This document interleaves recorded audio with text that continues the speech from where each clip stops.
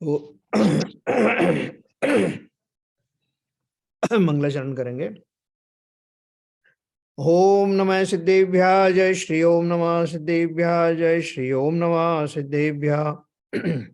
मंगलम भगवान वीरो मंगलम गौतमो गणी मंगलम कुंद कुंदाद्यो जैन धर्मोस्तु मंगलम सर्वमंगल मांगल्यम सर्व कल्याण कारकम प्रधानम सर्वधर्माणां जैनम जयतु शासनम जैनम जयतु शासनम जैनम जयतु शासनम। हमारा प्रसिद्ध ज्ञानार्णव ग्रंथ चल रहा है जिसका 18वां अध्याय हमारा प्रारंभ हो चुका है और सम्यक चारित्र के अंतर्गत आने वाला महाव्रतों के वर्णन में हमने अहिंसा महाव्रत से लेकर परिग्रह महाव्रत तक अपरिग्रह महाव्रत तक पढ़ा। उससे लगा हुआ हमने आशा रूपी जो पिशाचनी है यानी आशा रूपी जो हमारे लिए बाधा है उसके बारे में विस्तार से पढ़ा और थोड़ा सा और उसमें पढ़ करके सम्यक चारित्र का समापन होगा। समितियों के बारे में पढ़ा हमने 5 समितियों के बारे में जिसमें भाषा समिति का उल्लेख जो हमने विस्तार से पढ़ा। थोड़ा सा और उसमें बाकी है और फिर हम गुप्तियों के बारे में पढ़ेंगे। गुप्तियां और समितियों में क्या अंतर होता है ये भी आप स्पष्ट रूप से समझेंगे। तो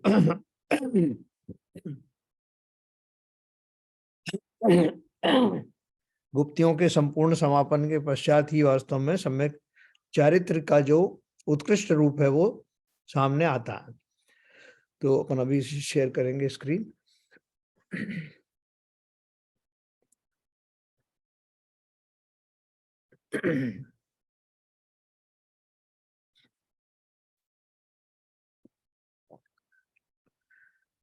अपन ने ये भाषा समिति के बारे में पढ़ा था।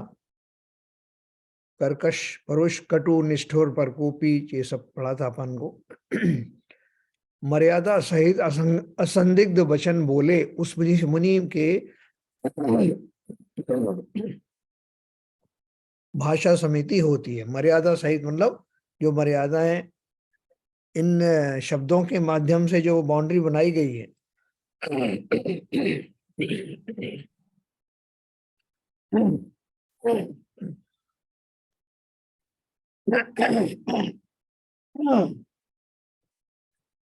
वो सब जो असंदिग्ध वचन है मतलब जिनमें किसी तरह का एक तो किसी का मर्म आहत ना हो, जो किसी प्रकार से अमर्यादित ना लगे और जो जिन वचनों से स्पष्ट रूप से मंतव्य प्रकट होता हो, जिसमें संदेह ना रहे, ऐसे वचन बोलने में जो तत्पर होते हैं, जिनका स्वभाव ही बन गया है, उनको ही भाषा समिति होती है।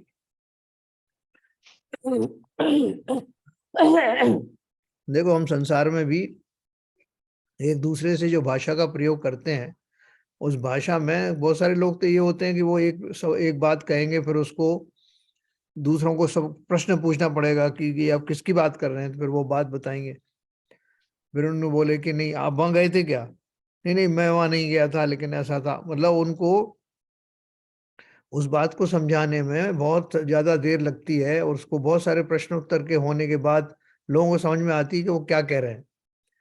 तो दैनिक जीवन में भी हमारे वचन स्पष्ट होना चाहिए, बिना किसी संदेह वाले, कम से कम शब्दों में एक बार में ही जो है मंतव्य प्रकट हो जाए ऐसा प्रयत्न करना। क्योंकि जितना ज्यादा हम उसको गौण बनाएंगे, भ्रम डालने वाला बनाएंगे, उतना ज्यादा हमको बोलना पड़ेगा और दूसरे को उतना खेद भी होगा हमारी बात समझने। इसलिए ये चतुराई के साथ बोलना, कम शब्दों में बोलना, सही शब्दों का चयन करना और सामने वाला व्यक्ति कैसा है, उससे क्या बात करना, इस सब बातों का ध्यान रखते हुए जब वाणी निकलती है, क्योंकि देखो हमें बहुत सावधान रहना चाहिए। एक बार जो बोले गए जो शब्द हैं वो शब्द वातावरण में बने रहते हैं। अभी देखो अपन जो कंप्यूटर के ऊपर में काम करते हैं ना, तो वो क्लाउड्स में जा करके ठहर जाता है। तो क्लाउड क्या है और वो कब तक रहता है, वो रहता कभी समाप्त होता नहीं। बहुत बार लोग जो अपने मोबाइल में ऐसे उसमें सबको नष्ट कर देते हैं ना, जो अपराधी लोग, फिर भी कहीं ना कहीं से वो मालूम पड़ जाते हैं। तो वो सब क्या है, क्योंकि शब्द जो है वो अंकित हो जाते हैं, कहीं ना किसी रूप में अंकित होते हैं, और वो शब्दों की गूंज निरंतर विद्यमान रहती है। जो शब्द हमने आज बोले, वो शब्द जीवों को जीवन भर याद रहते हैं। बाकी जो कहते हैं ना कि शरीर के घाव तो फिर भी भर जाते हैं, लेकिन वाणी के घाव भरते नहीं।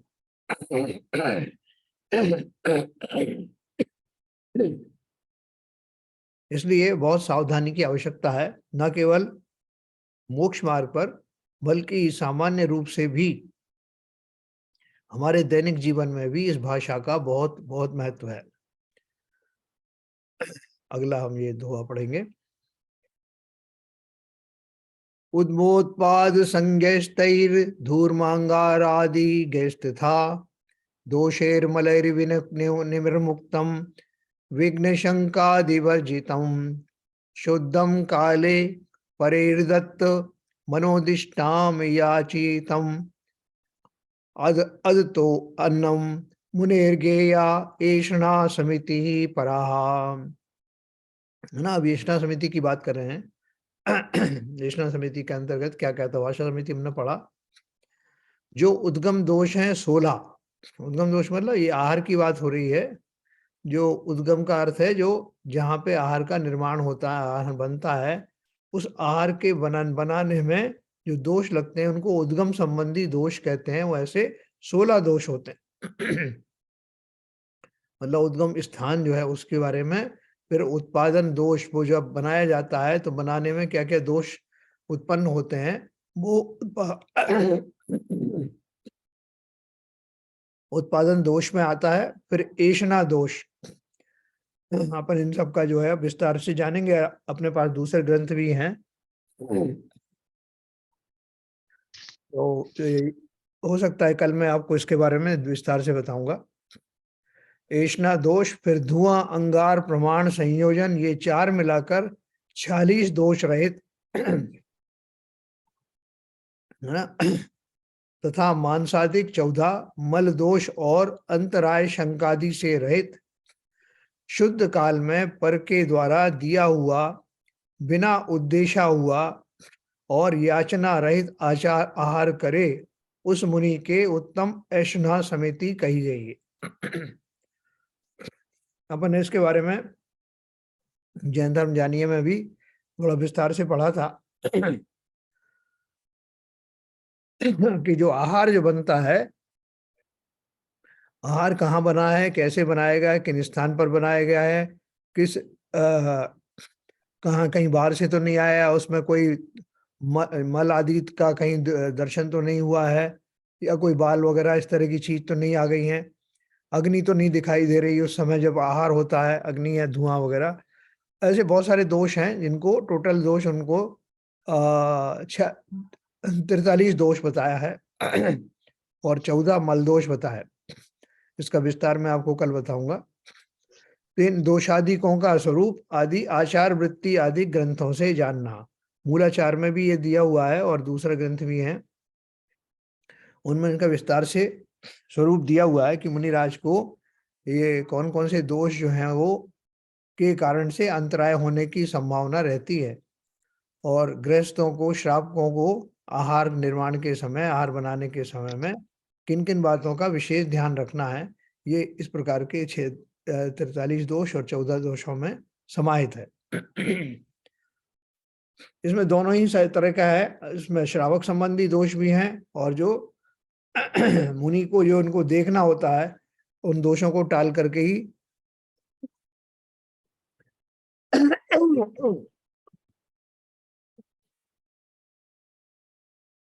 अगर वो दोष हैं तो उनको आहार आहार में अंतराय हो जाता है।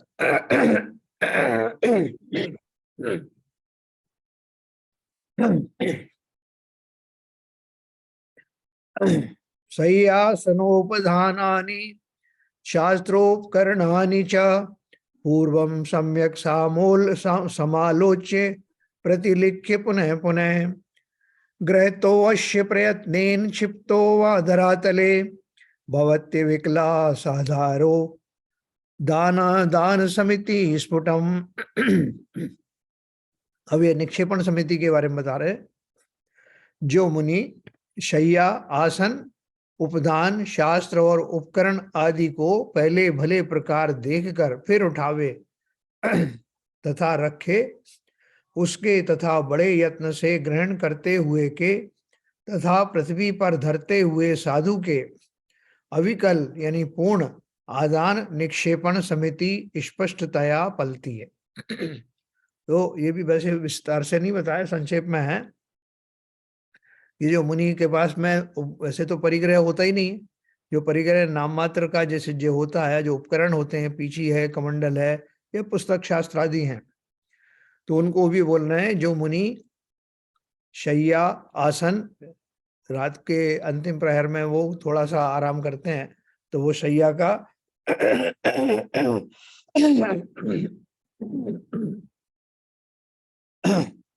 शैया का भी भली भली प्रकार से शोधन करना। आसन जैसे बैठ रहे हैं, वो आसन के लिए भी बार बार आसन भी नहीं बदलते, कि उनसे भी जीवों की घात होता है।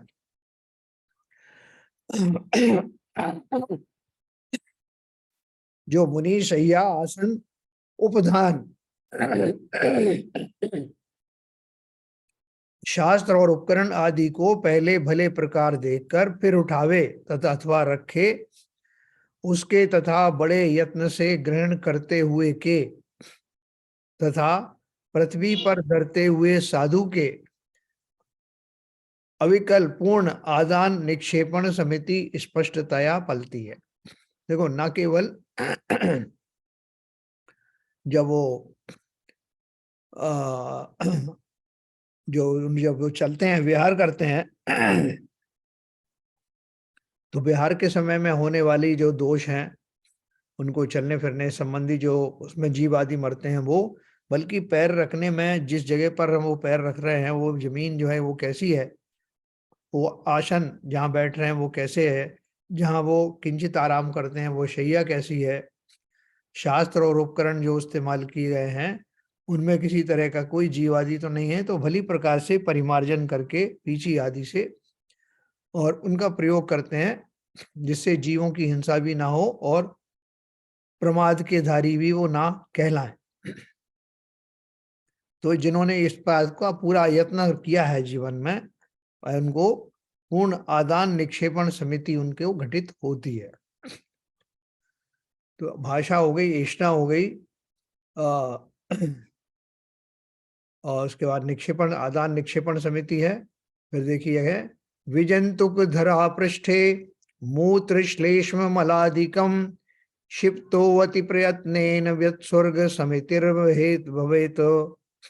जीव रहित पृथ्वी पर मल मूत्र श्लेष्मादिक को बड़े यत्न से यानी प्रमाद रहितता से क्षेपण करने वाले मुनि के उत्सर्ग समिति होती है ना, इसको उत्सर्ग समिति कहते हैं।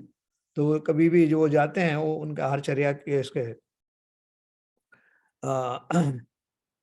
जो उत्सर्ग समिति है, जब सवेरे निवृत्त होने के लिए जाते हैं तो वहां पर विशेष ध्यान रखते हैं कि पहले से मल पड़ा हुआ तो नहीं है, उसके ऊपर में बहुत सारे जीव पैदा हो जाते हैं, वहां कहीं पे उस मल त्याग आदि ना हो, और कहीं थूक वगैरह भी आए तो ऐसी जगह पर जहाँ कोई जीवों का मरण ना हो।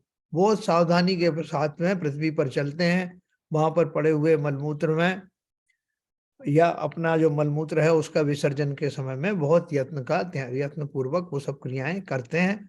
जो मुनि ये सब में प्रवीण होते हैं उनको उत्सर्ग समिति होती।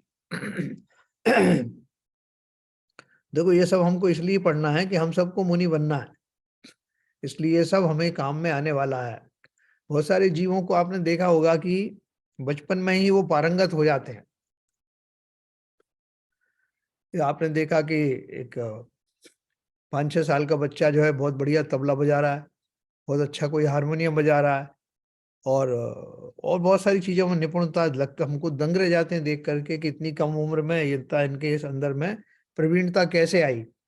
तो मालूम पड़ता है कि पिछले जन्मों के संस्कार लेकर के आए, वहां उस समय वो पारंगत थे उन सब में, और उसके बीच में उनकी पर्याय परिवर्तन हो गया, तो तब भी वो पारंगता उनकी बनी रहती है। उसी प्रकार से बहुत सारे जीव जो मुनि बनते हैं वो इस तरह का संस्कार लेकर के आते हैं और उनको ज्यादा कुछ करना नहीं पड़ता, बहुत थोड़े से काल में ही दीक्षा के लगभग साथ साथ ही उनको इस सब में पारंगत हो जाते हैं। तो इसलिए कहीं भी बेकार जाने वाला नहीं है, जो कुछ हम सीख रहे हैं वो अवश्य हमारे काम आने वाला है, क्योंकि मोक्ष मार्ग मुनि पूर्वक ही होता है। विहाय सर्व संकल्पान राग द्वेषावलंबितान स्वाधीनम कुरुते चेतः समत्वे सुप्रतिष्ठितम। सिद्धांत सूत्र विन्यासे शश्वत प्रेष्यतो अथवा भवत्य विकला नाम मनोर्गुप्तिर्मिनी निषिणाः मनीषिणा। राग द्वेष से अवलंबित समस्त संकल्पों को छोड़कर जो मुनि अपने मन को स्वाधीन करता है और समता भावों में स्थिर करता है तथा सिद्धांत के सूत्र की रचना में निरंतर प्रेरणा रूप करता है, उस बुद्धिमान मुनि के संपूर्ण मनोगुप्ति होती है। अब अपन बात कर रहे हैं गुप्तियों की। 3 गुप्तियां है ना, तो सम्मतियों के पालन में जितना प्रयत्न रहता है उससे कहीं अधिक प्रयत्न और उनसे कहीं अधिक कठोर जो तप कह सकते हैं इन गुप्तियों के धारण करने में होता है। इसलिए आप देखेंगे बहुत सारे शास्त्रों में मुनियों को ये आचार्यों को ही ये गुप्तियां बताई हैं, और उसका कहने का अर्थ यह है कि वो उसके लिए वो विशेष प्रकार की साधना की जाती है। राग द्वेष से अवलंबित समस्त संकल्पों को छोड़कर, यानी हमें तो संकल्प लेने पड़ते हैं, वहां संकल्प कैसे हो जाते हैं कि स्वभाव बन जाता है। राग द्वेष से अवलंबित समस्त संकल्पों को छोड़कर जो मुनि अपने मन को स्वाधीन करता और समता भावों में स्थिर करता है तथा सिद्धांत के सूत्र की रचना में निरंतर प्रेरणा रूप करता है, उस बुद्धिमान मुनि के संपूर्ण मनोगुप्ति होती है। तो समता भाव कैसे आए उनके? सिद्धांत के सूत्र की रचना में निरंतर प्रेरणा रूप करता, अर्थात अपने स्वयं को सिद्धांत में जो जैसा बताया है स्वरूप, उस जाति की समता को धारण करना। उन मुनियों को ऐसा नहीं किया जैसे हम संकल्प करते हैं साहब मैंने 2 दिन तक का ये भोजन का त्याग किया है या 2 घंटे तक मैं पानी नहीं पीऊंगा, ऐसा नहीं।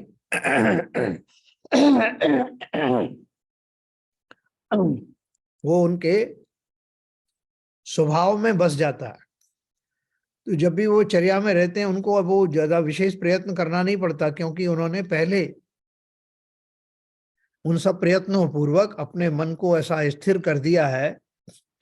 जैसे शरीर को साधा जाता है ना, ये मुनि को प्रारंभिक दशा में तो हो सकता है कि शरीर में आने वाले जो गर्मी सर्दी इन सबको परिश्रमों को सहने में थोड़ा सा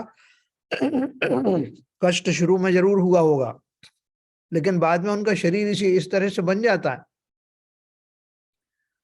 अभी हम लोग तो कहीं भी जाते हैं तो सर्दी जब भयंकर सर्दी है तो वो कपड़े पहन लिए, गर्मी है तो जो है वो कुछ शीतलता का इंतजाम कर लिया, लेकिन वहां देखो आप पूरा जीवन भर दीक्षा के बाद से नग्न स्वरूप में समस्त परिश्रमों का सीधा सीधा उनको जीतते रहते हैं और किंचित भी खेद खिन्न नहीं होते।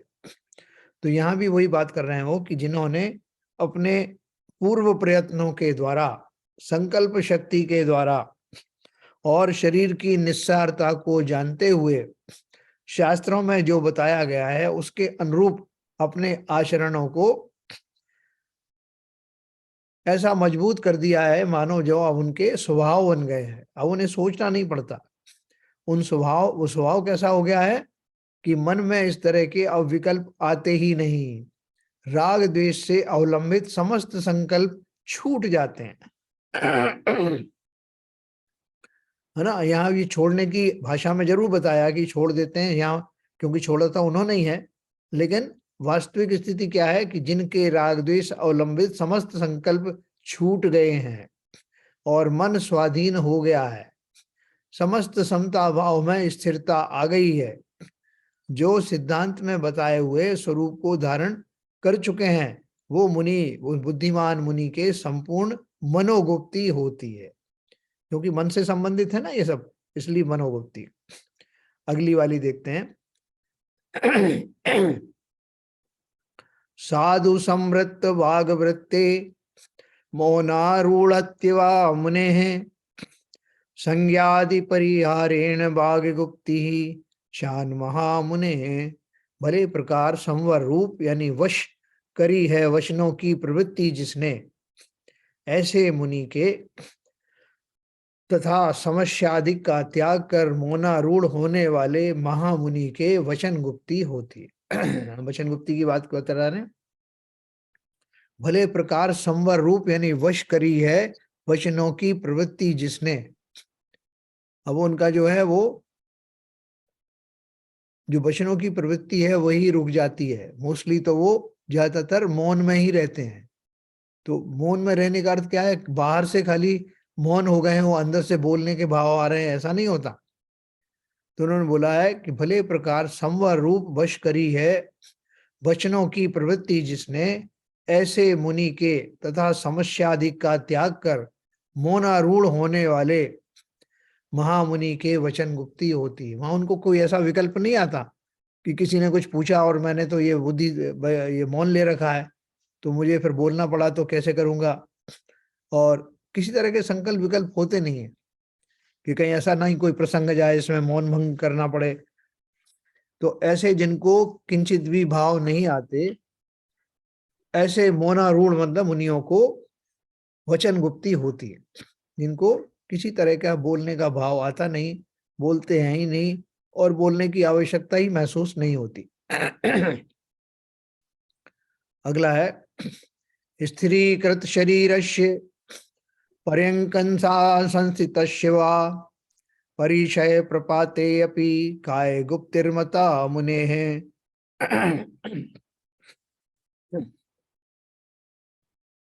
स्थिर किया है शरीर जिसने तथा परिचय आ जाए तो भी अपने पर्यंक आसन से स्थिर ही स्थिर रहें, किंतु डिगे नहीं, उस मुनि की के ही काय गुप्ती मानी गई है, अर्थात कही गई है। हाँ, जिनका शरीर स्थिर हो गया है। देखो ये काय गुप्ती बहुत महत्वपूर्ण है। इसमें क्या बोलते हैं? शरीर जिन्होंने स्थिर कर लिया है, कैसी भी परिचय तकलीफ कष्ट उपसर्ग आ जाए तो भी जिस आसन पर वो बैठे हैं उस आसन से डिगते नहीं, हिलते नहीं, उस मुनि के ही काय गुप्ती मानी गई है, अर्थात कही गई है। एक मुनि का तो एक चर्चा आती है कि वो शमशान में तपस्या कर रहे थे और तपस्या करते करते वो जो है वो ऐसे प्रतिमावत हो गए थे और किसी के सहारे वो टिके हुए थे ऐसे। तो एक वहां यांत्रिक आया, उसने समझा कि तंत्र वाले आते हैं ना, उनको जो शमशान में वो खोपड़ी की तलाश होती है, तो उसको इन मुनि के जो शरीर तो पहले ही से बहुत जर्जर हो गया था, वो खोपड़ी को देख करके और स्थिरता को देख के उसे ऐसा भ्रम हुआ कि ये जो खोपड़ी मात्र है ये निर्जीव व्यक्ति है और इसकी खोपड़ी मेरी तांत्रिक विद्या में काम आएगी। तो उसने उस प्रकार के पर प्रयोग और उपसर्ग किया। तो उस ऐसे उपसर्ग में भी उनको अडिग बना रहना है। तो कहीं कथा आती का उनका शरीर उस उपसर्ग से थोड़ा सा हिल गया सिर, तो बोलते हैं कि उसमें भी उनकी गुप्ती भंग हो गई। तो इसका अर्थ समझिए कि ऐसी महान स्थिरता लाना कि जो जरा भी चेतना पूर्वक बुद्धि पूर्वक किसी तरह की हलन चलन शरीर में ना हो। तो ऐसा उन मुनि की जो शरीर है वो ही वैसा हो जाता है अपनी पूर्ण संकल्प शक्ति के कारण। उन्होंने पूरा शरीर को ऐसा स्थिर किया है। स्थिर किया है शरीर जिसने तथा परिचय आ जाए तो भी अपने पर्यंक आसन से ही स्थिर रहें, किंतु डिगे नहीं, उस मुनि के ही काय गुप्ती मानी गई है, अर्थात कही गई। 19 नंबर है जनन्यो यमिनामष्टौ रत्नत्रय विशुद्धिदा एतामी रक्षितम दोषैर्मुनिर्वृंदम न लिप्यते। 5 समिति और 3 गुप्ती, ये 8 संयमी पुरुषों की रक्षा करने वाली माता हैं तथा रत्नत्रय को विशुद्धता देने वाली हैं। इनसे रक्षा किया हुआ मुनियों का समूह दोषों से लिप्त नहीं होता। देखो, ये विशेष प्रकार से मुनियों के लिए कही गई हैं। और जैसा मैंने आपको कहा कि ये मानकर के इसे मत छोड़ देना, तो ये तो मुनियों की है, मेरे लिए नहीं है। क्यों? क्योंकि इनकी प्रैक्टिस जो है श्रावक अवस्था में ही हो जाती है। आसन निश्चय नाम का भी एक अध्याय आएगा जिसमें आसन दृढ़ता जो बताई जाएगी, आसन जय, आसन की सिद्धि कैसे की जाती है, जिस आसन में बैठ करके ध्यान आदि किया जाता है, और भी बहुत सारे मुनि संबंधी जो है वो चीजें आएंगी। तो यहाँ जो अपन ने जो जितना संक्षेप में हम सबको ज्ञान होना चाहिए उतना सब है यहाँ। 5 समिति और 3 गुप्ती, ये 8 संयमी पुरुषों की रक्षा करने वाली, जिन्होंने संयम धारण किए हैं, उनको मन वचन काया से भी हर प्रकार से कैसे उनका पालन करना, ये उसमें एक समरी के रूप में आप समझना। माता हैं अर्थात ये जनक हैं, जिन्होंने इन समिति और गुप्तियों का पालन किया, वही संयम को भली भांति निर्वाह कर पाते। रत्नत्रय को विशुद्धता देने वाली हैं। देखो, दोनों ही चीजों से अटैच है ना, शरीर के अपेक्षा से व्यवहार से और आत्मा की अपेक्षा से निश्चय से, ये दोनों का जब कॉम्बिनेशन होता है तभी वास्तव में रत्नत्रय की सिद्धि होती। अब सम्यक चारित्र के कथन को पूर्ण करते हुए कहते हैं इति कतिपय वर्णेश्चर्चितम चैत्र रूपम चरणमन दुर्धुमय च श्वेत शाम शुद्धि धाम अविदित परमार्थेर्यन्न साध्यम विपक्षै स्तदी दमनुसरन्तु ज्ञानिनः शांत दोषाः। उक्त प्रकार से कितने ही अक्षरों द्वारा वर्णन किया, जो अनेक रूप निर्दोष चारित्र, सो अतिशय ऊंचे चित्त वालों को तो शुद्धता का मंदिर है, और नहीं जाना है परमार्थ जिन्होंने, ऐसे विपक्षियों द्वारा जो असाध्य है अर्थात धारण नहीं किया जा सकता, ऐसे इस चारित्र को शांत दोषी ज्ञानी पुरुष धारण करो, ऐसा उपदेश है। देखो क्या बात कही उन्होंने, उक्त प्रकार से कितने ही अक्षरों द्वारा वर्णन किया, जो अनेक रूप निर्दोष चारित्र, यह भी वर्णन किससे किया है? अक्षरों के शब्दों के माध्यम से इसका वर्णन किया है ना। धारण करके तो दिखाया नहीं जा सकता, धारण करने वाले पुरुषों के गुण बताए जा सकते हैं कि उनके अंदर में किस तरह के भाव चल रहे हैं, वो शब्दों के द्वारा ही बताया जा रहा है। तो बोल रहे हैं उक्त प्रकार से कितने ही अक्षरों द्वारा वर्णन किया, जो अनेक रूप निर्दोष चारित्र, सो अतिशय ऊंचे चित्त वालों को तो शुद्धता का मंदिर है।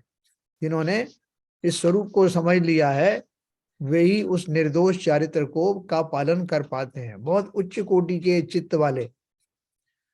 और नहीं जाना है परमार्थ जिन्होंने, जो इस बात को नहीं जान पाए हैं, ऐसे विपक्षियों द्वारा जो असाध्य है, मतलब जो इस मुनिचर्या को ना तो धारण करना चाहते हैं, ना ही उनका इसमें अनुमोदन है, ना इसमें कोई बड़ी बात समझते हैं, तो वो सब विपक्षी हो गए ना।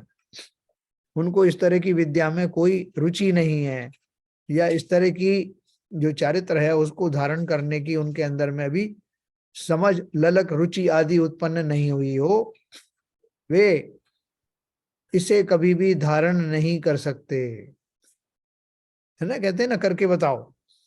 तो जो कर रहे हैं वो करने वालों में वो सब तरह के ये 8 प्रकार का जो 5 समिति और 3 गुप्ती हैं, उनसे भली प्रकार से अपने चारित्र का साधन करते हैं, क्योंकि उसमें उनकी मान्यता भी है, उस बात का उनको विश्वास भी है और संकल्प भी है, इस कारण से उनका पालन विधिवत होता है। जबकि जो और दूसरे जो व्यक्ति हैं, जो ना तो उस ओर उन्मुख हुए हैं, उस तरह के चारित्र को पालन करने के लिए ना तो उन्मुख हुए हैं, ना ही उनको उसकी उपादेयता समझ में आती है कि उसकी क्या आवश्यकता है। तो ऐसे व्यक्ति इस प्रकार के मुनि धर्म को धारण नहीं कर सकते। ऐसे इस चारित्र को शांत दोषी ज्ञानी पुरुष धारण करो, ऐसा उपदेश है। हैं? देखो इसमें उन्होंने जो अंतिम लाइन कही ना, उसमें क्या बात कही है? ऐसे इस चारित्र को शांत शांत दोषी, मतलब जिनके दोष शांत हो गए हैं या जो दोषों को शांत करना चाहें, ऐसे ज्ञानी पुरुष धारण करो, ऐसा उपदेश है। इस लाइन में उन्होंने मुनि शब्द इस्तेमाल नहीं किया। अपन इससे एक रेफरेंस ले सकते हैं, इन्फ्रेंस ले सकते हैं कि ये हम सबको भी हमारी अपनी अपनी भूमिकाओं के अनुसार किंचित समिति और गुप्तियों का जो अंश है या जो भाव है, उसका धारण हम भी अपने जीवन में कर सकते हैं। अब सम्यक दर्शन ज्ञान चारित्र रूप रत्नत्रय के कथन जो अब तक हुआ उसको पूर्ण करते हुए कहते हैं। सम्यक गेत तत्समासाद्य त्रयं त्रिभुवनार्चितं द्रव्य क्षेत्रादि सामज्या भव्य सपदी मुच्यते। इस त्रिभुवन करके पूजित सम्यक रत्नत्रय को द्रव्य क्षेत्र काल भाव रूप सामग्री के अनुसार अंगीकार करके भव्य पुरुष शीघ्र ही कर्मों से छूटता है, अर्थात मुक्त होता है। क्या बताया? इस त्रिभुवन करके पूजित कैसा है सम्यक रत्नत्रय? तीनों भुवन में जिसे पूजनीय मानते हैं, और सम्यक रत्नत्रय को द्रव्य क्षेत्र काल भाव रूप सामग्री के अनुसार, इसका वर्णन भी अपन और विस्तार से कभी करेंगे कि द्रव्य कैसा है, मतलब मेरे मन की स्थिति, आत्मा की स्थिति कैसी है, जीव की स्थिति कैसी है, उसकी कितनी योग्यता जो है वो दृढ़ हुई है, वो द्रव्य की योग्यता। क्षेत्र कैसा है कि क्षेत्र में बैठ करके ध्यान आदि किए जा रहे हैं, काल कैसा चल रहा है, और भाव किस समय, भावों की दशा क्या है, इनके अनुसार इन चारों को ध्यान में धारण करके जो मुनिराज हैं वो रत्नत्रय का संपूर्ण रूप से पालन करते हैं। भव्य पुरुष शीघ्र ही कर्मों से छूटता है, द्रव्य क्षेत्र काल भाव है ना, उसके अनुसार, और कालांतर में मुक्त होता है। देखो ये मुक्ति होने की जो विद्या है, एक हिसाब से कहें तो बहुत मुश्किल भी है ना। मुश्किल किस अपेक्षा से? क्योंकि हमने उस भूमिका को कभी निर्वाह किया नहीं, हमने उतनी तीक्ष्णता के साथ कभी संयम धारण नहीं किए, संकल्पित हुए नहीं, इसलिए हमको ये सब बहुत मुश्किल लगता है। और बहुत सारे लोग तो ये सब चर्चा सुन करके ही मुनि बनने की ही आकांक्षा छोड़ देते हैं, करे साहब बहुत कष्ट है, अभी भी कौन से दुखी हैं इसलिए यहीं बने रहेंगे, यहीं चलता रहेगा, काहे के मुनि बनना। लेकिन देखो मुनि मार्ग जो है, वास्तव में अगर उसको साइंस अपन देखें तो साइंस क्या है उसके पीछे की, जब समस्त प्रकार के संकल्प विकल्पों से जीव रहित होने लगता है, तो वो उसको सब तरह की आशाएं जो भी संसार से लगी हुई थी, विषयासक्ति आदि थी, वो हटते ही उसको सुख की वो जो परत है वो खुलने लगती है। जिस सुख के हमें आज तक दर्शन हुए नहीं, उस सुख का स्वरूप समझा नहीं, उसके लिए कंडीशन बताई है कि जैसे हमको कोई चीज नहीं दिखाई दे तो बोलते हैं आप इतनी ऊंचाई पे खड़े हो जाओ, और ऊपर खड़े हो, ऊंचा स्टूल ले लो, फिर वो आपको दिखाई देगा। ऐसे ही अपनी भूमिकाओं में निरंतर जैसे जैसे हम ऊंचा आचरण धारण करते हैं, तो हमें उस वास्तविक सुख की, जैसे ट्रेलर कहते हैं ना, ऐसी हमें झलक दिखाई देने लगती है। तो वो जो झलक दिखाई देती है उससे जीवों को और ज्यादा रुचि उनकी बढ़ती चली जाती है, और कालांतर में संसार की निस्सारता उनको प्रकट होने लगती है। जिस संसार में सुख की कामना की, वो सुख तो वहां है ही नहीं, और उससे निवृत्त होने के लिए जो कुछ हम यत्न कर रहे हैं, वही तो हमारा रत्नत्रय का मार्ग है। उससे खेद खिन्न होने की जरूरत थोड़ी, हमें वो संसार से में होने वाली नीरसता के स्वयं ही दर्शन हो, जो मुनिराज कहते हैं, जो शास्त्रों में लिखा है, हम भी वैसा ही अनुभव करने लगे वो अनुभवन कैसे होगा, उसके लिए ये योग्यताएं प्रकट की जा रही हैं। इसलिए उसमें प्रारंभ में हमें कठिनाई जरूर लगती है, लेकिन अंत में सुखद ही सुखद है। और हम अपनी भूमिका से ही इसका निर्वाह शुरू कर देंगे। हमको आगे चल के लगेगा कि जब मेरी भूमिका में मुझे इतना आनंद आने लगा है, तो मुनियों को कितना आनंद आता होगा।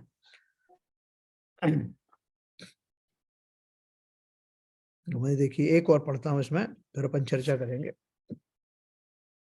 एतत् समय सर्वस्वं मुक्ते श्वेतन्निधि मंदनम हितमय ताद्वे जीवानामेत देवाग्रिमं पदम। यह रत्नत्रय ही सिद्धांत का स्वरूप है और यही मुक्ति का कारण है, तथा यही जीवों का हित और प्रधान पद है। कैसा है? रत्नत्रय सिद्धांत का सर्वस्व है। जिस सिद्धांत को हमने सीखा, वो सिद्धांत ये रत्नत्रय की प्राप्ति के लिए ही तो इस्तेमाल किया जा रहा है।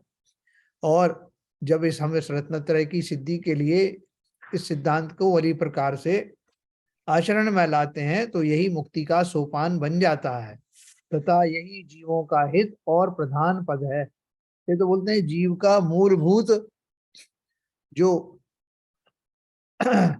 साधन है, जो हित है, इसी में है।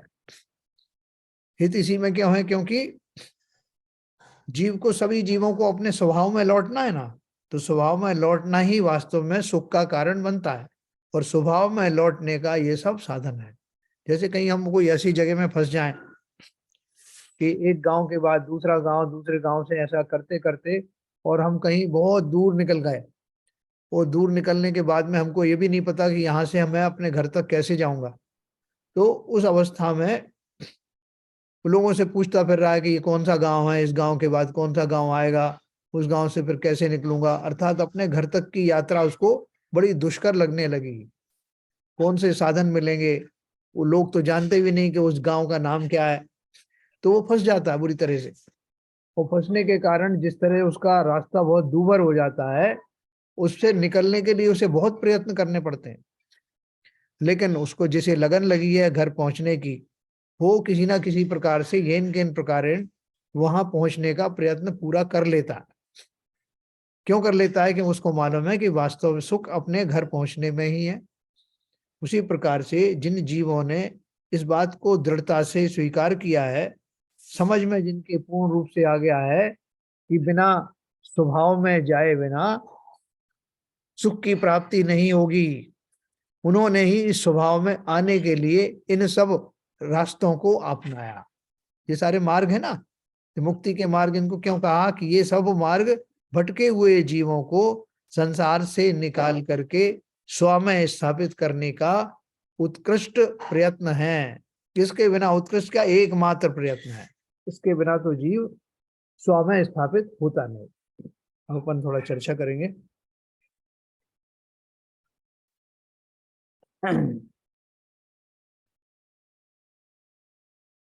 हाँ सर, सबको समझ में आ रहा है? शैलन जी? समझ में तो आ रहा है, हाँ। लेकिन कब 5 समिति और 3 गुप्ती है और कब लेंगे, कैसे लेंगे, उसका कोई सिरा नहीं मिल रहा है। हाँ बाकी वास्तव में जो वर्णन है अपनी चर्या का मुनि, उसको ये मतलब शुरू के बेस हैं, इस पे ही साधना हो सकती है। यदि इनका पालन नहीं हो तो साधना, फिर जो भी साधना होगी वो राग राग सहित ही होगी। उसमें फिर मतलब जिसे कहते हैं ना, वैराग्यता नहीं होगी यदि यही बेस सही नहीं हुए आपके। ये आपकी 3 गुप्तियाँ, 5 समितियाँ और नहीं पूरी तरीके से सधी, तो फिर हाँ, साधना कैसी भी साधना होगी, उसमें दोषपूर्ण साधना रहेगी। बराबर। तो ये मुनियों का जो धर्म हमको क्यों बताए रहे ललित जी? अपन को क्या करना मुनियों से? मुनि बनेंगे जब देखेंगे। तो जब तक सर एक नहीं। शंका थी, ये जो समधि है और गुप्ती, हाँ तो अगर जैसे इनको देखें तो गुप्ती आपने 3 बताई, मनोगुप्ती, वचन गुप्ती और काय गुप्ती। जी। ओके, तो ये जो गुप्ती का जो लेवल है, मतलब ये महाभारत का पार्ट है ना सर, ये गुप्तियां महाव्रतों से भी ऊपर की बात है। ऊपर है। तो ये जो गुप्ती का लेवल है, मुझे लगता है कि ये सममिति से भी और हायर है एक्चुअली। सममिति बिल्कुल में बिल्कुल। तो सममिति एक्चुअली, गुप्ती तो अगर हमारे गृहस्थ वालों के लिए बहुत ही मुश्किल है। हाँ मुश्किल का मतलब असंभव जैसे ही है। हाँ पर अगर हम सममिति को थोड़ा थोड़ा पार्ट फॉलो कर लें, सम्मति वाली चीजें हैं जिसमें से कुछ कुछ हम एटलीस्ट पार्शियली या फुली अडॉप्ट कर सकते हैं अपने जीवन में। बिल्कुल बिल्कुल बिल्कुल सही कहा। और तो इसमें सब जो सम्मति में, एक तो भाषा सम्मति जैसे था, हाँ और इधर जो वचन गुप्ती है, हाँ तो वचन गुप्ती में तो आप बता रहे हैं कि ऑलमोस्ट मुनि होनी जो है। है मौन व्रत धारण किए हुए हैं, मतलब यस। बहुत ही मिनिमम बोल रहे हैं। हाँ और जबकि भाषा गुप्ती में तो केवल बोलने के बारे में, किस तरह से बोलना है वो चीजें, मतलब किस तरह से नहीं बोलना है, कि भाषा का कैसा भाषा समिति में। उपयोग करना है, हाँ उसके बारे में एक गाइडेंस है। देखो वैसे लेकिन तो सब जो मनोगुप्ती, अगर मनोगुप्ती हो गई तो बाकी सब गुप्ती अपने आप नहीं आ जाएंगी। नहीं, वो तीनों में फर्क है, तीनों की साधना में फर्क है। संकल्प होने के बाद भी शरीर मेरा इतना सदा हुआ नहीं है। सदा हुआ मतलब इतना सदा हुआ नहीं है कि उसके ऊपर में कुछ भी संवेदनाएं आए तो वो बिल्कुल भी हिले डुले नहीं। ये भाव जो है ना वो तो उसके अगर मन ही कंट्रोल हो गया तो बाकी सभी कंट्रोल होगी ना चीज सब। नहीं, बुद्धिपूर्वक तो नहीं होगा। लेकिन वो जैसे शरीर होता है ना, आप देखो कोई जो पहलवान का शरीर होता है, आप उसमें कितने ही मुक्के मारो, है ना, वो उसको कुछ होता नहीं, क्योंकि वो पुष्ट भी हो गया है। संवेदनशीलता के अतिरिक्त भी वो ऐसे ही पुष्ट हो गया कि आप उसमें मारोगे तो बिना सोचे भी उसको जो है कोई ठेस लगेगी नहीं। तो ऐसा तप आदि के द्वारा उसको पुष्ट किया जाता है कि उसमें उस तरह की व्यवधान अगर आते हैं तो शरीर हिले डुले भी नहीं। मन पूर्वक अगर होता तो वो मन तो तब होता कि आप मारो ठीक है, मैं डरूंगा नहीं, मैं घबराऊंगा नहीं, वो तो मन पूर्वक हुआ। लेकिन शरीर की स्थिति ऐसी बन गई है कि उस तरह के कोई भी उनके ऊपर उपसर्ग आदि होते हैं। अभी देखो उनको गजकुमार मुनि को जो केवल ज्ञान हुआ था, तो केवल ज्ञान होते समय उनके जो शरीर में जो आग लगाई गई या जो सिगड़ी जलाई गई, तो मन से तो मान लो उन्होंने सोच लिया कि ये तो शरीर है जल रहा है, मेरा क्या हो रहा है। लेकिन साथ साथ उन्होंने वो स्थिरता बनाए रखी। वो स्थिरता ऐसी कि शरीर में होने वाली व्याधि भी उनको हिला नहीं सकी, किंचित भी वहां उनसे उनके संकल्प उनसे जुड़े नहीं। तो मन से भी हुआ वो और काया से भी हुआ। तभी उनको केवल ज्ञान बिना स्थिरता के होता नहीं। एक अंतर मुहूर्त तक संपूर्ण रूप से स्थिरता जब तक ना हो तब तक केवल ज्ञान होता नहीं। तो इसका अर्थ है कि वो एक जो काय गुप्ती है उसकी अपनी अलग इंपॉर्टेंस। और बहन जी भी थोड़ा बताएंगे जी। इसके बारे में, इन गुप्तियों के बारे में बहन जी ने भी अच्छा पढ़ रखा है। बहन जी थोड़ा बताइए गुप्तियों के बारे में। हाँ, ये जो आपने बताया बस यही है, और इससे ज्यादा कहाँ हमने पढ़ा है, इतना ही पढ़ा है हमने भी। देखो ये तो चीजें कुछ वो है ना तो जैसे। महाराज, जैसे मुनि महाराज जैसे उनका शरीर तो काफी वीक हो जाता है, तो उनको तो व्याधि वगैरह नहीं घेरती है, इजिली घेरती है, मतलब ऐसा अपने को लगता है ना गृहस्थ वालों को तो, कि हाँ अगर शरीर कमजोर है तो बीमारी पकड़ लेगी। हाँ हाँ। क्रश होता है, कमजोर नहीं होता, क्रश हो जाता है। हाँ। क्रश हो जाता है, क्रश हो जाता है, और सही। जब मुनि महाराज हमारे तो बहुत ही कम, मतलब जो मुक्ति वाले जो फॉलो कर रहे हैं, उनका शरीर तो बहुत ही वीक या क्रश जैसा बता रहे हैं।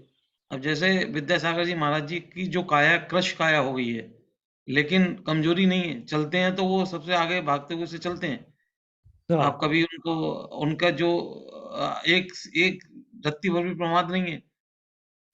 सुबह आहार लेके फिर अपना पूरा जो काम कर, जो सुबह काम करके मंदिर जाते हैं दर्शन करने, जो एक दूर मंदिर है वहां जाते हैं दर्शन करने, तो कहीं कोई भी किंतु परंतु नहीं है, तो क्रश क्रश तो शरीर हो जाता है, लेकिन उसमें कोई कमजोरी नहीं आती है उसमें।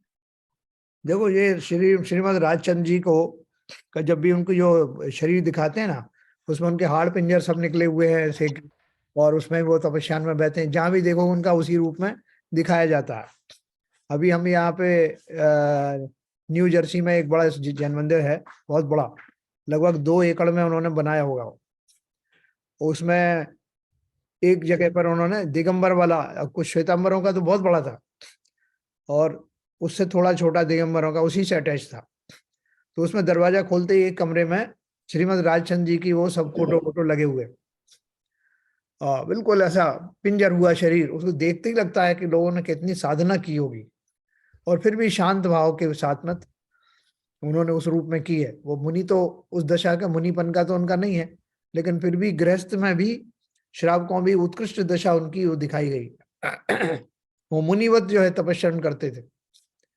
तो जो शरीर जैसे आपने बताया शैलन जी ने कि कृश भले ही हो जाए, लेकिन आत्मबल तो बहुत उत्कृष्ट सीमा तक पहुंच जाता। हम और आप कैसे एक समय भोजन करे बिना रहते नहीं, वहां तो भोजन का तो सवाल ही नहीं। पर आत्मबल से व्याधियां दूर रहेंगी? बिल्कुल रहती हैं, बिल्कुल रहती हैं। आत्मबल से देखो, इसमें दो चीजें हैं। एक तो कोई ऐसा उस काल में ऐसा कोई तीव्र जो कर्म का उदय नहीं आए, जो स्थिर नाम कर्म का उदय होता है जिसके कारण जीव जो है निरोगी रहता है। किसी कारण से मान लो कोई ऐसा पूर्व कर्म का उदय आ जाए, तो जो जैसे कोढ़ आदि भी हुआ है मुनियों को, गलित कुष्ठ हो गए हैं, तो वो अगर उस तरह के कर्म का उदय आता है उस काल में, तब तो अलग बात है। लेकिन हो सकता है कि ऐसे कर्म का उनका संक्रमण भी हो गया हो कि उस काल में वो ऐसे कर्म उनके उदय में आते नहीं। तो भली प्रकार से उनके आत्मबल के द्वारा डायरेक्ट तो वो जो रोग नहीं गया, लेकिन उनका जो कोई कर्म था जिसके कारण से अस्थिर नाम का कर्म उदय में आता, उसमें उससे पहले ही संक्रमण आदि हो गए, तो उस काल में वो नहीं उदय में आए। अभी जो पुष्टता की बात आप करते हैं, जी तो जैसे हम लोगों का शरीर है, जैसे हम आराम करते हैं घर में, ज्यादा चलते नहीं है, फिरते नहीं है, हम बैठे रहते हैं और खाते रहते हैं, तो हमको तो बहुत कमजोरी महसूस होती है। लेकिन जो मजदूर है, जो केवल दाल रोटी से ज्यादा उसको कुछ ऊपर मिलता नहीं, लेकिन 8-10 घंटे मेहनत करता है, लेकिन उसकी तत्परता और उसका शरीर देखिए आप। हाँ तो ये जो शरीर, जो पुष्टता से शरीर का कोई संबंध नहीं है, मतलब नहीं सर, कि आप मजदूर की एवरेज एज देख लीजिए आप, और जो आप जिस लेवल की व्यक्ति का बात कर रहे हैं उनकी एवरेज एज देख लीजिए, किसकी ज्यादा है? नहीं, जो एज एक अलग फैक्टर है, लेकिन एज जो तो काम भी करने की जो स्वास्थ्य का तो काम करने की एक ताकत लक्षण है होती ना है। इसका। हाँ क्या बोला? स्वास्थ्य का तो इंडिकेशन है ना एक्चुअली। नहीं नहीं, एज एक अलग फैक्टर है, उस पे अलग हो सकता है, लेकिन जो उनको काम करने का जो प्रमाद नहीं रहता, हम लोगों को कोई भी काम करने का, यदि 1-2 घंटे काम कर लिया कुछ जैसे, तो हम लोग अभी भी थक जाएंगे, पूरे दिन ऐसा आराम सा करेंगे। वो लोग इस उम्र में भी काम करते हैं और करते रहते हैं, 8 घंटे 10 घंटे काम करते हैं, तो शरीर की पुष्टता से कोई फर्क नहीं पड़ता। नहीं, और हाँ, आयु जो का भी, आत्मबल है, हाँ आयु का भी ऐसा कुछ नहीं कि मजदूर है तो उसकी आयु कम रहेगी। एवरेज आयु का बहुत सारे मजदूरों को देखा आपने, वो काम करने वाले जो 90 97 साल तक जीवित रहते हैं, राजस्थान वगैरह में देखो। नहीं सर, एवरेज देखिए ऐसा नहीं, एक्सेप्शन हो सकते हैं, पर हाँ ऐसे उस एज ग्रुप का अगर आप सर्वे करेंगे तो, हालांकि डेटा मेरे पास नहीं है, पर हाँ मैं समझता हूँ कि उनका एवरेज एज आपको कम मिलेगा। हाँ होता है। वो तो कह रहे देखो, हर एक चीज के जो है एवरेजिंग है ना। अभी बोलो कछुआ जो है, कछुआ की आयु बहुत लंबी होती है ना, क्योंकि वो उसको जो पर्यायगत उसकी सांसोच्छ्वास का जो है वो बहुत धीमा चलता है। तो ये सब चीजें तो अलग अलग पर्याय जनित भी होती हैं, व्यक्ति के उस समय के कर्म के उदय के अनुसार होती है, कितनी आयु लेकर के आया, बहुत सारे फैक्टर्स होते हैं। तो इसलिए अपन उससे इसको नहीं घटित कर सकते। बहुत सारे कमी आयु में चले जाते हैं। टोडरमल जी जो है ना, कितनी कम आयु में वो चले गए, लेकिन उन्होंने कैसे बढ़िया बढ़िया उत्कृष्ट साहित्य लिखे। अपन इसका इनकी बात करते हैं ना, क्या विवेकानंद जी की कितनी आयु में, लेकिन उन्होंने क्वालिटी लाइफ जी ना उन्होंने। तो इसलिए आयु का उससे कोई अपन वो नहीं जोड़ अब सकते। जैसे यूरोप में जो वर्क फोर्स है, वो काफी हष्ट पुष्ट और लंबी चौड़ी होती है, हाँ और हमारे जो एशिया की जो वर्क फोर्स है, वो पतली दुबली और काफी, मतलब वो हाँ रहती है। लेकिन काम में, यहाँ पर जो काम है उनका उनका जो काम की जो शक्ति है, वो ज्यादा है इधर। यहाँ अब पर जबकि गर्मी है, धूप है, उसमें भी ज्यादा काम करते हैं। बुद्धिमानी के मामले में आप देखो, इनका जो आईक्यू है एशियंस का, पर्टिकुलरली इंडियंस का, उसका कोई मुकाबला नहीं है। यह पूरी जो अमेरिकन इकोनॉमी और ये सब चल रही है यूरोपियंस की, वो सारी जो है इंडियंस के आधार पे चल रही है। उन्होंने अच्छे से अच्छे बुद्धिमानों को हायर किया है, और नहीं, कुछ लोग वहां पर बहुत ही ज्यादा बुद्धिमान है और बहुत ही अच्छे हैं। बाकी 90% लोग आपको आलसी, प्रमादी और बहुत ज्यादा बहुत ज्यादा होगी। एकदम सुस्त से मिलेंगे आपको। तो कुल मिला के देखो, जब हम वास्तव में उनकी तलाश करते हैं, हमें रात को आया, आप लोग भी सब यात्रा पे जाते हैं, तो जगह जगह एयरपोर्ट पे भरे हुए लोग कहाँ कहाँ क्या कर रहे हैं कि वो अपने समय से पहले फ्लाइट से बहुत पहले आ गए, और एयरपोर्ट के वो बड़े बड़े जो रेस्टोरेंट हैं जगह जगह खुले हुए हैं, दोनों चारों तरफ बैठे हुए हैं लोग, तो उनका बड़े बड़े उनका वाइन के गिलास रखे हुए हैं या वो बियर के गिलास रखे हुए हैं, बेफिक्र होकर के अपने लैपटॉप पे घंटों घंटों काम कर रहे हैं, साथ में खाना खाते जा रहे हैं। ऐसा जीवन, मतलब कितने जीवन उन्होंने नष्ट किए होंगे, जीवन का कितना भाग ऐसे ही चला गया। आप उसको देखोगे इनका क्या जीवन है, और उन्होंने उसी को जीवन को अपना आदर्श मान रखा है। हमारे यहाँ से भी लोग जो जाते हैं, बहुत सारे जो वहां रहने का विकल्प करते हैं, उनमें से कुछ लोगों को वो जीवन अच्छा लगता है, सबको तो मैं नहीं कहूंगा। कितना जीवन यूं ही निकल गया है, अपन कहते हैं भोगों से कैसे निकलेगा जीवन, क्योंकि अनेक अनेक जीवन से, अनेक अनेक जो है जन्मों से उसकी आदत पड़ी हुई।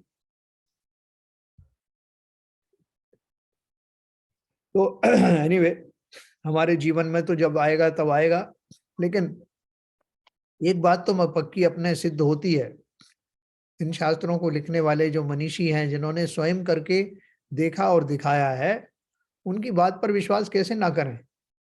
और उस विश्वास को आते ही हमें भी उस मार्ग की सार्थकता दिखाई देने लगती है कि जब तक हम उस मार्ग पर चलेंगे नहीं, उन जैसा चिंतन करेंगे नहीं, तब तक उस सुख की अभिलाषा करना कोरा भ्रम है, वो मिलने वाला नहीं। नहीं, अभी जैसे वही बात है, जैसे अभी वहां पर जैसे आपने बोला कि विलासिता की सारी चीजें हैं लोगों के पास में, जी और रिटायर्ड भी हो गए तो वो सुख में, जैसे खाने पीने में और घूमने में बड़ा खर्च करते हैं।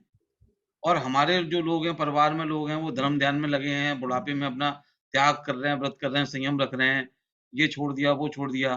तो क्या किसी के सुख में कोई कमी है क्या? हाँ जो यहाँ हाँ कर रहे हैं उनका सुख कम हो गया है क्या?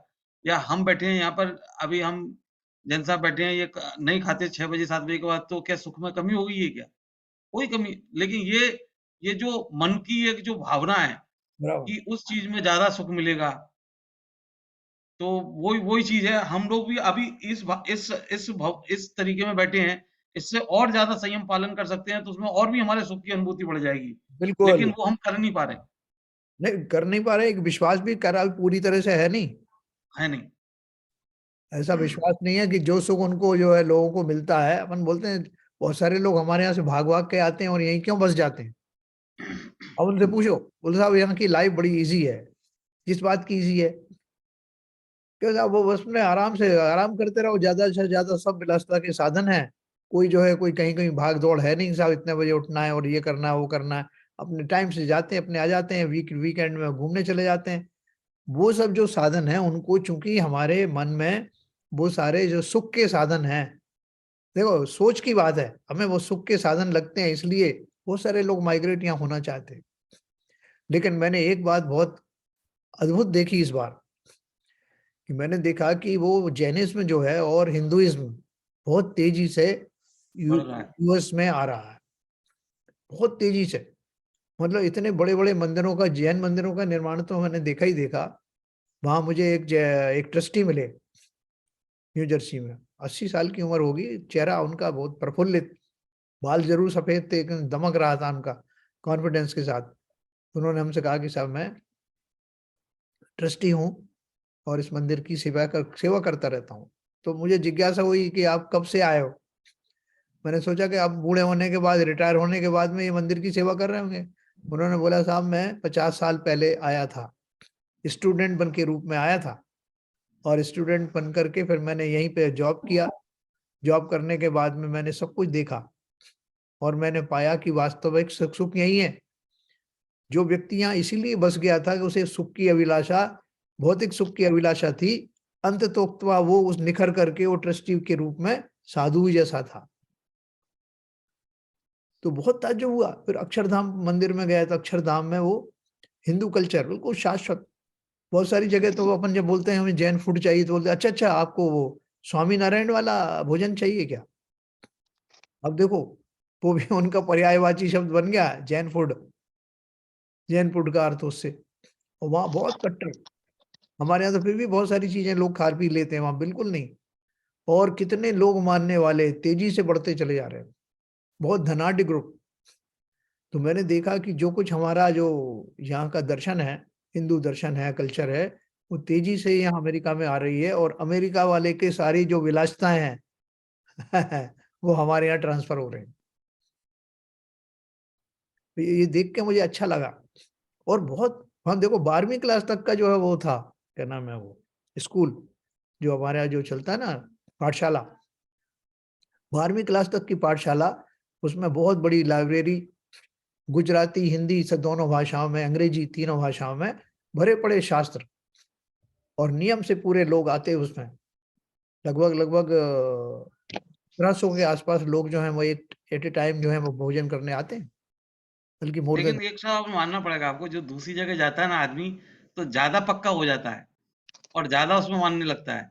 हाँ यहाँ पर जैसे हम इंडिया में रह रहे हैं तो हमारे चलो साहब नहीं रात में खाते नहीं खाते, लेकिन वहां जैसे हो जाता था, अरे नहीं रात में छोड़ना है, हम इतने देश से दूर हैं, हाँ हाँ तो हाँ हाँ, पालन करो, संयम रखो, और कम से कम थोड़ा तो बन जाए, ऐसा करके भावना रहती है। बिल्कुल सही कहा आपने। बहुत मजबूती के साथ लोग आचरण को पालन कर रहे हैं।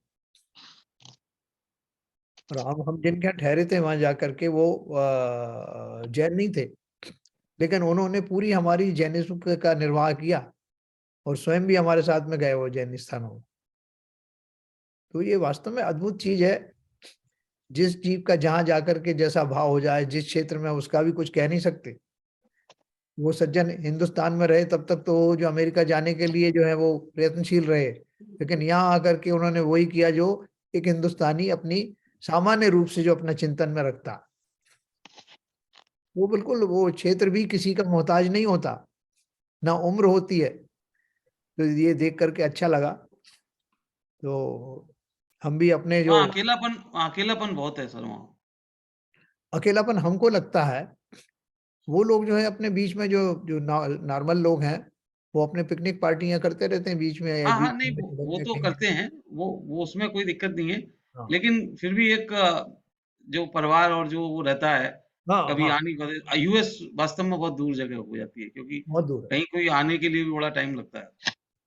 और इतनी फॉर्मेलिटीज हैं, इतनी फॉर्मेलिटी तो एयरपोर्ट पे होती है पूरी, मतलब आपको 2-2 3-3 4-4 घंटे इसमें लग जाते हैं फॉर्मेलिटी में। तो एनीवे सबका अपना अपना वो है, चिंतन है। क्या बाबू जी कुछ कहना चाहेंगे? हाँ, मैं ये कहना चाह रहा हूँ भाई साहब, जो आप कह रहे थे विलासिता के बारे में, जी विलासिता का तो अंत नहीं है, हाँ इसीलिए कभी विलासिता से संतुष्ट हो ही नहीं सकता आदमी। हाँ, इसीलिए जितना आप उससे अलग हो गए, संतुष्टि उतनी बढ़ती चली जाएगी। आप प्रैक्टिकल है ये, और बराबर। इसीलिए विदेशों में भी इसका एप्लीकेबल हो रहा है कि विलासिता से अलग हट करके और आध्यात्मिक दृष्टि में जा रहे हैं। और हिंदुस्तान के, जब हिंदुस्तान मतलब इन देशों में वहां से विलासिता आ रही है, तो ये उसी कारण है। विलासिता में कोई लिमिट अनलिमिटेड है ना विलासिता। आप देख लीजिए, अगर आप अब चाय पी रहे हैं, चाय के बाद आपको नशा कम हो रहा है, कॉफी पीने लगे, और नशा कम हुआ, नशा और महसूस हुआ, तो क्या होती है, वो बिस्की पीने लगे। बिस्की से भी कम हुआ, तो फिर आपने कुछ नहीं था यार, वो ले लो, अल्कोहल ले लो, अल्कोहल लेने लगे, उससे भी काम नहीं चला, तो फिर आपने सांपों से कटवाना शुरू कर दिया, अफीम खाने लगे। तो ये भाई लिमिट नहीं है, अनलिमिटेड है। और जिस दिन आपने छोड़ दिया तो वो रास्ता अलग है। बिल्कुल सही बात। संतुष्टि नहीं है यहाँ पर। संतुष्ट होना ही वास्तव में वही बहुत बड़ी चीज है कि आप संतुष्ट हैं पूर्णता। और वो मैंने भाई साहब प्रैक्टिकल देखा है लाइफ में। जी जब मैं दिन में रात में जब मैं खाता था उस समय, हाँ हर जगह हर होटल वगैरह में चाय खाता था, तो मैं अच्छी जगह से कोशिश करता जाने की। अब हटते अब ये स्थिति है कि अभी मन ही नहीं, मन चलता ही नहीं है, आगे बढ़ता ही नहीं है। तो ये प्रैक्टिकल आप करके देखोगे अपने ऊपर, तब पता लगेगा ना। बिल्कुल केवल देने से, कहने से और सुनने से और ये इसे नहीं, एक्चुअल में आप अपने ऊपर आचरण में ढालोगे, तब आपको संतुष्टि मिलेगी। जठराग्नि भी कम हो गई है, वो भी एक कारण है। नहीं भाई साहब, ऐसा नहीं होता। जेठांगिनी, ये आपको कहने के लिए है। लोगों को 70 साल के अंदर मैंने सब कुछ खाते हुए देखा। हाँ नहीं वो बात तो सही है सब कुछ आपकी। खाते हैं। बड़े अगर जेठानी कम हो रही है, इच्छा कम नहीं हुई है, हाँ इच्छा और बढ़ रही है। बिल्कुल बिल्कुल सही है। तो ये अपने ऊपर निर्भर करता है। हाँ नहीं वो बात सही है। मैं क्या तो वैसे ही लगा। नीरजा जी भी अभी जो ब्रिटेन होके आई हैं, आपने वहाँ कुछ ऑब्जर्व किया, आपको कैसा लगा? वहां पर मुझे तो ऐसे ओवरऑल ठीक ही लगा। वहां पे भी क्लाइमेट की वजह से या कैसे भी कहिए, वहां पे खाना सब लोग जल्दी खा लेते हैं। हाँ खाने का उनका मतलब है, और रात को 8 साढ़े 8 बजे सो भी जाते हैं और सुबह 5-6 बजे उठ जाते हैं। 7:30 बजे वो अपने ऑफिस को चल देते हैं। तो उन्होंने अपनी लाइफ को वहां पे बच्चों की कोई चिंता नहीं। एक सर्टेन एज के बाद बच्चे छोड़ के चले ही जाते हैं, तो उनका सोचना नहीं पड़ता है कि इनकी हायर एजुकेशन करवाएं, इनका मैरिज प्लान करें या क्या करें। सब बच्चे अपने आप ही कर लेते हैं। तो वहां पे वो गवर्नमेंट रिटायर हुए, उसके बाद गवर्नमेंट टेक ओवर कर लेती है, तो हाँ उनके अकाउंट में ऑटोमेटिक वो पैसे आना शुरू हो जाते हैं। तो वहाँ इस तरह से लाइफ बहुत इजी है और इंसान बहुत फ्री है, चिंता नहीं करता है। अगर जॉब चला भी गया तो उन्हें रिडंडेंसी वो मिल जाता है, पैसा मिलता है।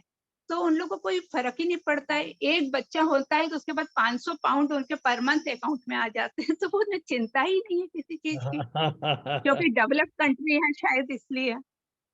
हाँ तो मतलब ऐसे वातावरण में अगर जो है वास्तव में कोई धार्मिक क्रियाएं अपनाना चाहे तो और इजी है। नहीं मैं इसमें थोड़ा जो करना चाहूंगा, जो अभी वहां जो दिख रहा है ना यूरोप में, हाँ जी ये पिछले 100 साल से 70-80 साल 100 साल से है। जी उससे 100 साल से क्या पहले का जो इतिहास है वो इतना खराब इतिहास है। इस हाँ इतना इस पोजीशन पे आने के लिए उन्होंने हजारों वर्ष मार काट और जी उसमें बहुत ज्यादा उसमें हाँ, निकाले हैं। जो ठीक है। वर्ल्ड वॉर हुए थे हाँ उससे समय देखें तो वो हाँ। बहुत और टफ और पीरियड ये था। भी जो पोजीशन है, मैं और एक चीज बताना चाहता हूँ। ये हमको ये लगता है ना, ये जो पोजीशन है कितने दिन और चलेगी ये भी कोई जरूरी नहीं, क्योंकि स्थितियां वापस चेंज होने लगी हैं, वापस बदलने हाँ, लगी हैं। इन्फ्लेशन इस बार वहां पे बहुत बढ़ गया है। उनका रेट ऑफ इंटरेस्ट जहाँ पहले कुछ रहता ही नहीं था, वहां पे अब इंटरेस्ट भी मिल गए हैं उन्हें। तो हाँ ये सब चीजें तो हो रही गवर्नमेंट की हैं। जो इनकम होती थी वो धीरे धीरे कम हो रही है। तो जब कम होगी जी, तो ये सारे की सारे प्रॉब्लम धीरे धीरे आने लग जाएंगे। तो ये सारी चीजें बदलती रहती हैं, परिस्थितियां हर जगह, तो बिल्कुल मतलब बिल्कुल। लेकिन इस हाँ समय ये जो कुछ हो रहा है वो यूक्रेन वॉर की वजह से भी उसका इफेक्ट है। हाँ वो जो भी है परिस्थितियां तो बदलती ही रहती हैं। जी जी, द्रव्य क्षेत्र चेंज हो काल रही है। द्रव्य क्षेत्र जी काल के अनुसार भाव बदलते हैं। जी जी जी जी। चलिए साहब लेकिन जिनवाणी मैंने स्तुति करेंगे। समझ हाँ बोलिए सरिता जी।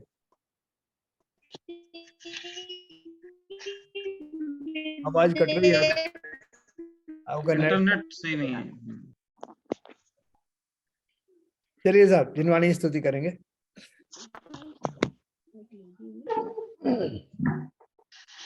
मिथ्यातम नाश वेको ज्ञान के प्रकाश वेको अपर भास वेको भानु शिव खानी है। छह द्रव्य जान वेको बंध विधि भान वेको स्वपर पिछान वेको परम प्रमानी है। अनुभव बताए वेको जीव के जताए वेको काहू न सताए वेको भव्य और आनी है।